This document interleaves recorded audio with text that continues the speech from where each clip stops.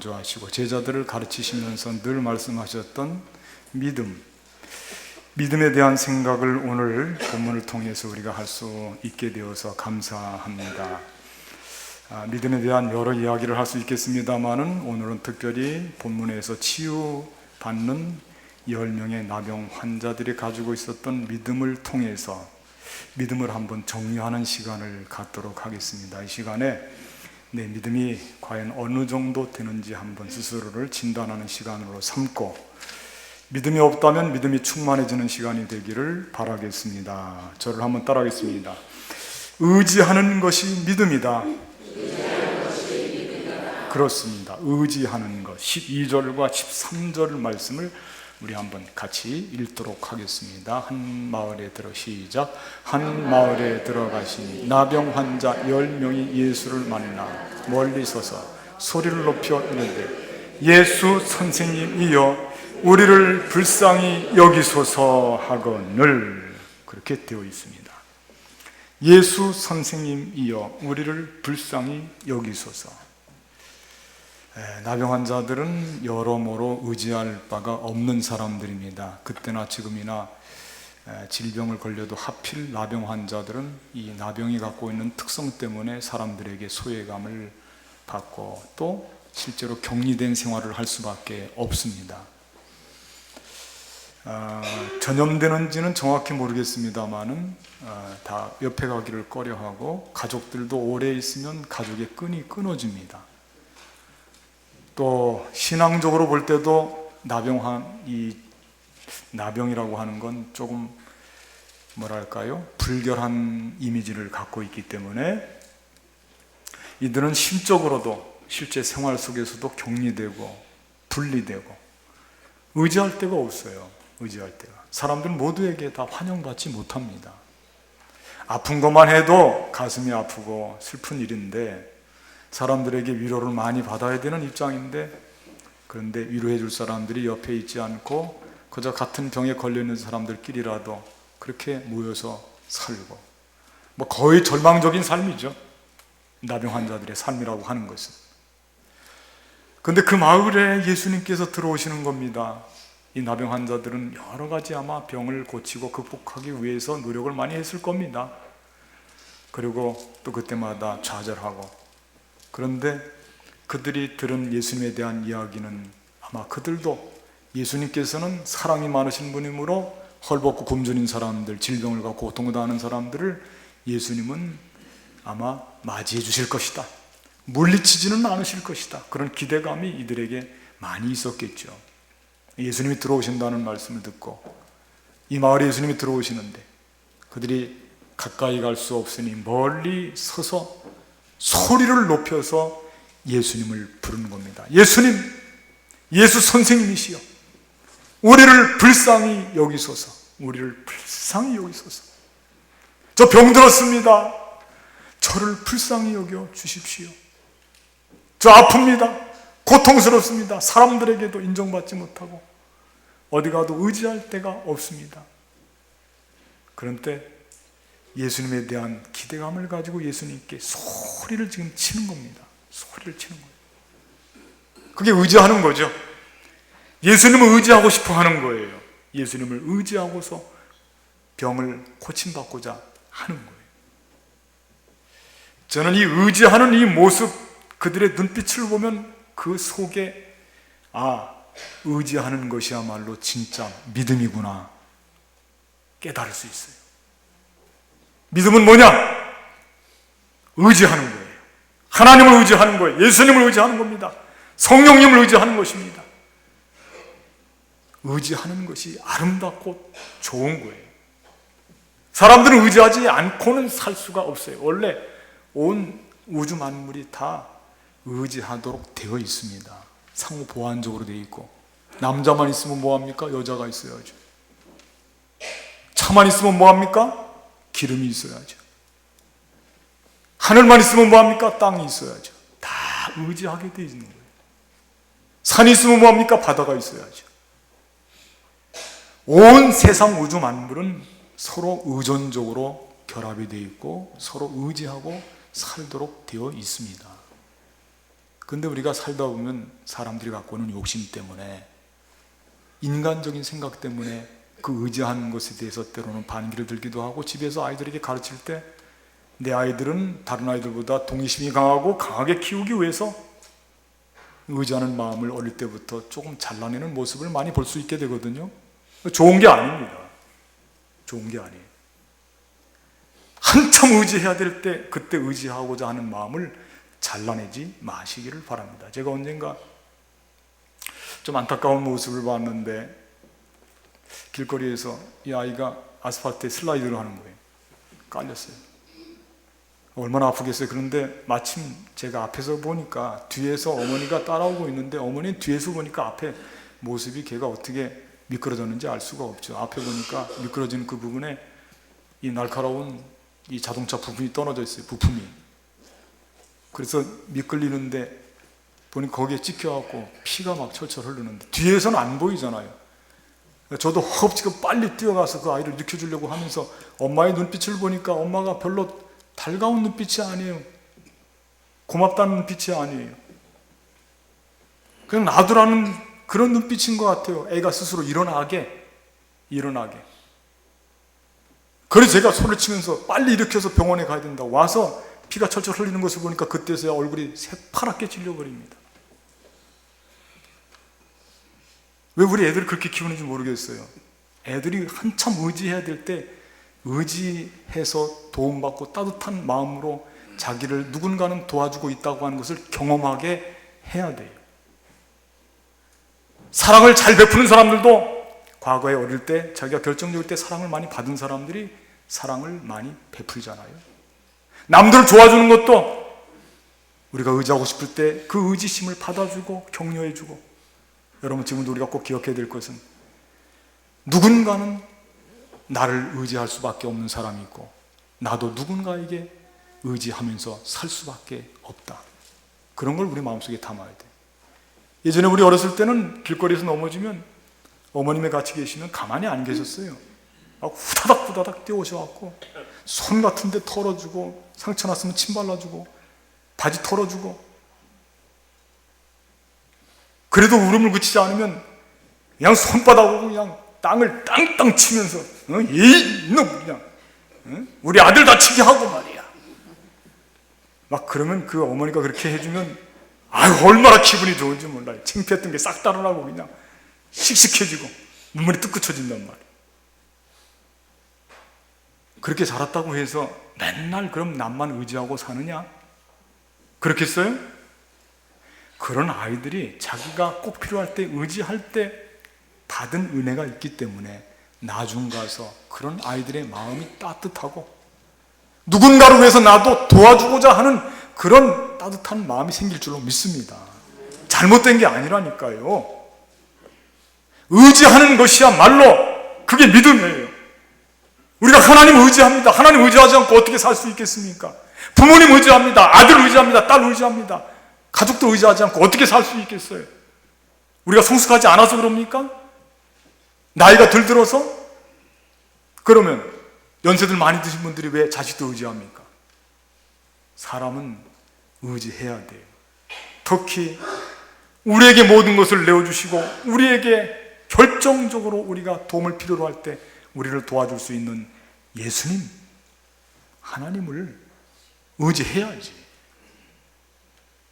의지하지 않는 사람들의 마음속 깊은 곳에는 뭐가 있느냐면, 나는 도움 받지도 않고 도와주지도 않겠다. 그 중에서 D가 더 세요. D가 더 세다니까. 도와주지 않겠다. 개인적이고 자기 욕심이 찬 사람들, 이미 장만할 거 다 장만했으니까 그렇게 자기 스스로를 위로하고 무장을 시킨단 말이에요. 우리 주변을 돌아보면 나의 도움이 필요한 사람들이 많이 있잖아요. 여기 지금 10명의 나병 환자들은 세상 사람들에게 다 치유받았어요. 주변에 아무도 없어요. 예수님께서 그냥 지나가면 이 사람들은 낭패입니다. 더 이상 인생에 낙이 없고 절망 가운데 빠져버릴 사람들입니다. 그때 예수님께서 나타나서 그들에게 가는 거예요. 그리고 이들은 외칩니다. 예수님, 예수 선생님이시여, 우리를 좀 보십시오. 우리는 당신의 도움을 받고 싶습니다. 당신을 의지하고 싶습니다. 예수님 의지하면 될 겁니다. 될 겁니다. 우리 고침받을 수 있습니다. 그리고 예수님 의지하는 거예요. 그게 믿음이 아니고 뭡니까? 예수님 의지하는 게 믿음이지. 예수님 의지하면 잘 될 줄로 믿습니다. 상황 같은 거, 우리의 현실, 거기 얽매일 거 없어요. 우리가 아무리 어려운 현실이 있다 하더라도 또 말도 안 되는 현실 앞에서도 예수님을 의지하고 예수님의 말씀을 의지하는 겁니다. 그게 믿음이라니까요. 예수님의 제자들 처음 만났을 때 베드로 보십시오. 간밤에 밤이 새도록 고기를 잡고자 했지만은 한 마리 잡지 못하고 선수인데 고기 잡는 거 프로 아닙니까? 그물을 씻고 있어요. 이제 날이 샜으니까 오늘은 끝이다. 오늘은 포기해야 되겠다. 근데 그때 예수님께서 그것을 보시고 고기 잡는 거는 전혀 아시지도 못하는 예수님이 하시는 말씀이 좀 엉뚱한 말씀을 하신단 말이에요. 저기 깊은 데로 그물을 다시 한번 던져라. 그때 그 말씀해 보니까 누가복음에 기록되어 있는 5장에 기록되어 있는 말씀이죠. 참 아름다운 고백이 베드로의 고백이 있어요.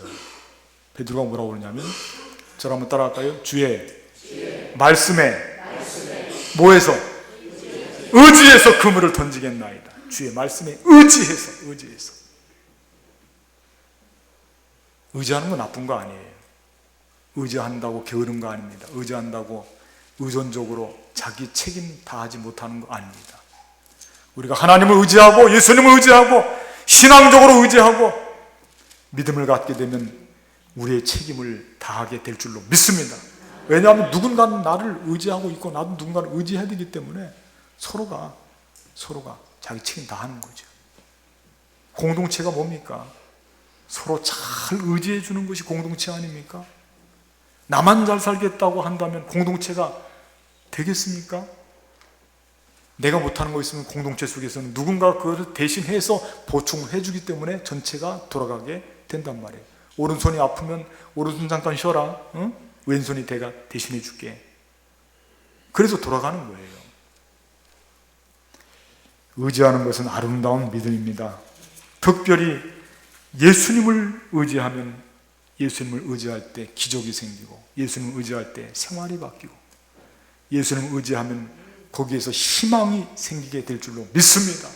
세상에서 아무 일 모든 일 속에서 포기하고자 하는 그런 절망의 상황에 놓였다 할지라도 그래도 우리에게는 마지막 의지할 수 있는 예수님이 있잖아요. 예수님이 지금 여기로 오고 계시잖아요. 우리 마을로 예수님 부르세요. 큰 소리로 외치세요. 예수님, 예수 선생님, 오늘 10명의 나병 환자들처럼 나를 불쌍히 여겨 주시옵소서. 나를 불쌍히 여겨 주시옵소서.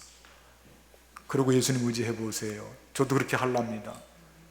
예수님께서 우리 가만 놔두지 않으실 거예요. 큰 은혜 베풀어 주실 줄로 믿습니다. 두 번째 저를 따라하겠습니다. 순종하는 것이 믿음이다. 그렇습니다. 말씀 한번 읽어보겠습니다. 14절 말씀 보시고 이르시되, 같이 시작. 보시고 이르시되 가서 제사장들에게 너희 몸을 보이라 하셨더니 그들이 가다가 깨끗함을 받은지라. 아멘. 예수님도 참 무대책입니다. 고쳐주지도 않고 그냥 뭐 표시 나는 것도 하나도 없는데 무조건 제사장에 가라고 하는 건 왜 그러냐면 제사장에 가는 건 그 자기들이 이 병이 고쳐졌다고 도장을 받는 거거든요. 도장을. 더 이상 이제 진물 나지도 않고 냄새 나지도 않고 몸이 깨끗해졌습니다. 도장 찍어주시죠. 그러면 뭐 낫고 가야 될 거 아닙니까? 뭐 표시가 나게. 무너진 살이 회복되었다든지. 그런데 아무 대책이 없어요. 그냥 가라는 거예요. 제사장에게 가라. 근데 여기 10명의 나병 환자들이 왜 이 환자들이 믿음에 그렇게 좋은 믿음이 있느냐 하면 이런 상황에서 가는 거예요. 10명 중에 1명도 군소리가 없어요. 참 대단한 거예요. 1명도 군소리 없이 제사장에 가서 너희 몸을 보여라. 그러니까 그 말씀의 권위 앞에 모두가 다 순종을 하는 거예요. 그래 가는 거예요. 가다 보니까 이상한 일이 벌어진 거예요. 가다 보니까 냄새도 나지 않고, 가다 보니까 진물 뚝뚝 흘리던 것도 다 어디로 사라져 버리고, 몸에 감각이 살아나요. 가다 보니까 회복되었어요. 고침받았어요. 순종하다 보니까 기적이 일어났어요. 할렐루야. 순종하다 보니까 기적이 일어났어요. 순종하다 보니까. 구약시대 엘리야 시대 때에 이 아람 군대장관 나아만이 있었잖아요. 그 나아만이 아주 의시되는 사람이거든요. 그래서 엘리사에게 고침받기 위해서 오긴 왔는데 엘리사가 시험하죠. 그냥 고쳐주지 않죠. 들어올 거 없다. 들어올 거 없어요. 요단강에 가서 7번 씻으면 되니까 그쪽으로 가시오 하고 문전박대를 합니다. 그랬더니 화가 머리 끝까지 올라와서 내가 돌아가고 만다. 우리나라의 바르발 강이 이 요단강보다 훨씬 맑고 좋은데 그물로 내가 닦으면 닦았지. 그런데 같이 온 신하들이 권유를 합니다. 설득을 시킵니다. 장군님, 좋은 일하고 훌륭한 사람들하고 한다면 장군님이 하겠잖아요. 근데 거기 가서 씻고 병고침 받으라고 하는데 못 해볼 것도 없지. 갑시다요. 그래서 그냥 꾀해서 가는 거예요. 이 순종이라고 하는 게 기쁜 마음으로 순종하면 더 좋고요. 또 한 번 튀겼다가 순종해도 결국 순종하면 괜찮아요. 순종해요. 응? 순종해요. 가니까 가서 7번 씻으니까 어떻게 됐습니까? 깨끗이 씻음 받았죠. 기적이 나타났죠. 기적이 나타났어요. 응? 예수님 의지하고 순종하면 기적이 나타난다니까요. 찬송에도 의지하고 같이 한번 해볼까요? 순종하는 길은 예수 안에 즐겁고 복된 길이로다. 의지하고 순종하는 길은 예수 안에 즐겁고 복된 길이로다. 순종하면 축복이고 순종하지 않으면 심판이에요. 다윗은 순종함으로 은혜를 받았고 사울은 불순종함으로 하나님 앞에 버림을 받았습니다. 우리가 이스라엘 역사를 잘 알지 않습니까? 사울이 아말렉과의 전투에서 전쟁에 나가서 싸우고 전리품을 얻게 되면 하나도 갖지 말고 다 진멸하라고 하나님께서 명령을 하셨는데 이 사람이 견물생심이라 물질을 보니까 마음이 달라지는 거예요. 좋은 거 다 빼돌렸습니다. 나쁜 건 다 진멸하고. 하나님이 그거 안 보셨겠습니까? 지적을 합니다. 왜 남겨놓았느냐? 좋은 것을 빼돌렸느냐? 다 진멸하라고 했는데. 그때쯤 사울이 돌이키고 하나님 앞에 용서를 구하고 다시 진멸하면 얼마나 좋았겠어요. 그런데 그런 순간조차도 이게 불순종하잖아요. 그럼 불순종의 원리가요 계속해서 순환이 돼요. 악순환이 된다니까. 그래서 거기에 해당하는 논리를 찾아요. 불순종은 불순종을 낳고 순종은 순종을 낳는 줄로 믿습니다. 자꾸 불순종으로 나가는 거예요. 뭐라고 그러냐면 좋은 걸 빼돌렸다니요. 빼돌린 게 아니고 좋은 걸 갖고 하나님께 예배를 제사를 지내려고 그런 겁니다. 제사를 지내려고. 제사를 지내려고. 여기에서 아주 중요한 말씀이 나오죠. 저를 한번 따라갈까요? 순종이 제사보다 낫고 듣는 것이 수양의 기름보다 낫도다. 이거 우리 이 말씀 잘 알지 않습니까? 순종이 제사보다 낫고 듣는 것이 순양의 기름보다 낫다. 왕이 여호와의 말씀을 버렸으므로 여호와께서도 왕을 버려 왕이 되지 못하게 하셨나이다. 사울이 버림받았어요. 불순종은 패망이요 심판입니다. 죄도 불순종으로부터 왔어요. 빗나간 거예요. 하나님의 의도하고 다른 거예요. 하마르티아, 빗나가다는 뜻 아닙니까? 하나님 그렇게 시킨 적 없어요. 그러나 순종은 복이 있습니다. 기적을 불러옵니다. 회복이 됩니다. 순종할 때 우리의 상황이 바뀔 줄로 믿습니다. 결코 넉넉한 상황은 아니에요. 그러나 그런 때 꼭 우리에게 순종의 시험을 하나님께서 하시는 거예요. 세 번째, 저를 따라하겠습니다. 감사하는 것이 믿음이다. 복습하겠습니다. 첫째는 뭐가 믿음이라고요? 의지하는 것. 둘째는 뭐요? 순종하는 것. 셋째는 감사하는 것이 믿음이다. 오늘 본문은 이 점을 상당히 강조하고 있어요. 감사하는 것이 믿음이다. 우리 15절과 16절 말씀을 좀 번거롭지만 다시 한 번 더 읽어보겠습니다. 15절, 그 종이 한 사람, 시작. 그 종이 한 사람이 영광을 돌리며 돌아와 예수의 발 아래 엎드려 감사하니 그는 사마리아 사람이라. 감사하니 10명이 치료를 받고 예수님의 은혜를 입었는데 그 중에 한 사람, 이거 확률로 치니까 얼마 안 됩니다. 몇 분의 몇입니까? 10분의 1밖에 안 됩니다. 한 사람이 돌아왔어요. 근데 그 사람이 누구냐면 사마리아 사람. 그때 당시로 보면 유대인들은 하나님의 자녀들로서, 오늘날로 말하면 유대인들은 신앙인이라고 볼 수가 있죠. 근데 신앙인들 중에서 감사하지 못하는 사람들이 많이 있어요. 감사가 멀다니까요. 마땅히 감사해야 되는데 왜 당연한 것으로 생각하는지. 하나님께서 독생자를 이 땅에 보내주시고 내가 그분 때문에 죄를 극복하고 하나님의 자녀가 되었으면 그게 얼마나 감사한 일입니까? 유대인들은 감사를 골백 번 해도 부족함이 없어요. 왜냐? 그들은 원래 히브리 노예입니다. 노예를 하나님께서 그들의 신음소리를 들으시고 불러냈어요. 마지막 10번째 재앙은 무서운 재앙이었어요.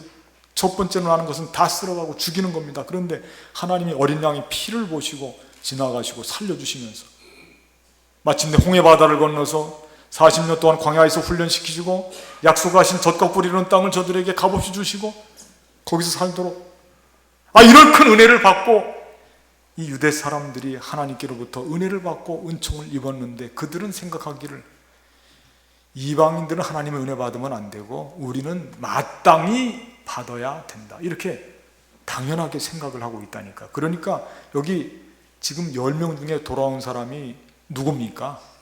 사마리아인이에요. 사마리아인. 예수님이 좀 섭섭해서 하시는 말씀, 이렇게 말씀하고 있어요. 18절 말씀 보니까 이 이방인 외에는 하나님께 영광을 돌리러 돌아온 자가 없느냐.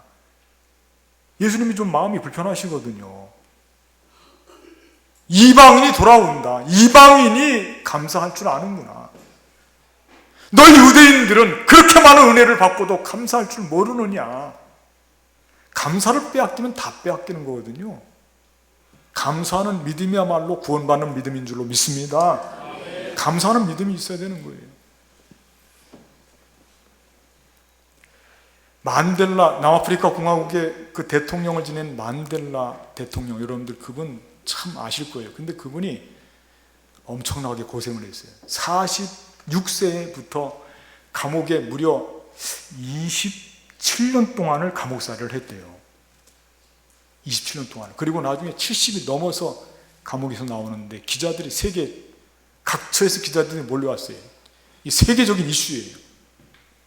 그 인터뷰를 그래서 마이크를 대고, 다른 사람들은 5년 6년 있으면 감옥에서 생활하다 나오면 완전히 사람이 죽어서 나오고 어디가 하나 이상하게 병이 걸려서 나오는데, 만델라 당신은 어떻게 해서 그렇게 오랜 기간 동안 감옥살이를 하면서 더 건강해지게 얼굴이 이렇게 밝습니까? 그랬더니 이분이 대답하기를, 저는 감옥에서요, 노동을 나갈 때는 좁은 방에 있다가 넓은 들판으로 나가니까 하늘을 볼 수 있고 새들의 지저귀를 들 수 있고, 그래서 감사했어요. 전 먹을 때도 감사했고 잠잘 때도 감사했고 일할 때도 감사했고, 다른 사람들은 나가면 원수 같겠다고 마음속에 원한을 품고 있었지만 나는 대신해서 그들을 용서해주고 감사하는 마음을 갖고 살았어요. 그러니까 다 재미있었어요. 그러고 나왔다는 거예요. 그리고 나왔는데 그 노인이 다 인생을 다 허비한 겁니다. 감옥에서. 나중에 나와서 누가 됐습니까? 최고의 권좌에 앉았잖아요. 최초로 흑인, 남아프리카 공화국의 최초로 흑인 대통령이 된 분이 바로 그 만델라입니다. 어떻게 그런 일이 가능했겠느냐? 만약에 그분이 그 긴 고통의 시간 감옥 생활하면서 거기서 이를 갈고 원한 맺힌 삶을 살았다면 어떻게 이렇게 오랜 기간 동안 버텨내고 나중에 나와서 바른 마음을 가지고 아름다운 마음을 가지고 나라를 다스리는 대통령이 될 수 있었겠냔 말이에요. 감사가 그 마음을 지켜준 줄로 믿습니다. 감사가 지켜준 거예요. 원한 갖고 불평하고 원망하고 다 달아나는 거예요. 우리 인생이 달아납니다. 감사를 하게 되면 다시 솟아나요. 회복이 되는 거예요. 오늘 본문의 말씀을 보면 10명의 문둥병 환자들이 다 고침받고 즐겁긴 해요. 그러나 진짜 그들의 영혼까지도 구원받고 구원에 이르는 그런 기쁨, 예수님께로부터 칭찬을 받은 이 한 사람, 이 사람이 갖고 있는 믿음은 감사하는 믿음이에요. 감사하는 믿음. 이 가을의 계절에 우리가 이런 풍성함을 보고도 감사하지 못합니까? 안 되겠죠. 우리는 예수님께로부터 정말 값없이 그 피의 대가로 하나님의 자녀가 되고 양자로 인침받고 하나님께서 갖고 있는 모든 것을 누릴 수 있는 그런 상속권을 갖고 있는 사람이 되었는데, 그런데 우리가 감사하지 못한다고요? 안 되겠죠. 감사해야 될 줄로 믿습니다. 감사하는 믿음을 잃으면 다 잃는 거예요. 감사하는 믿음이 위대한 믿음이에요. 그 믿음 우리도 소유하고 오늘 말씀과 같이 의지하고 정말 순종하고 의지하고 감사하는 믿음을 갖게 되어서 우리 생활 속에서 하나님 앞에 영광을 돌리고 더 큰 은혜를 마음껏 누리면서 축복된 삶으로 나아가시는 저와 여러분들이 되시기를 주님의 이름으로 간절히 부탁을 드리겠습니다. 기도하시겠습니다.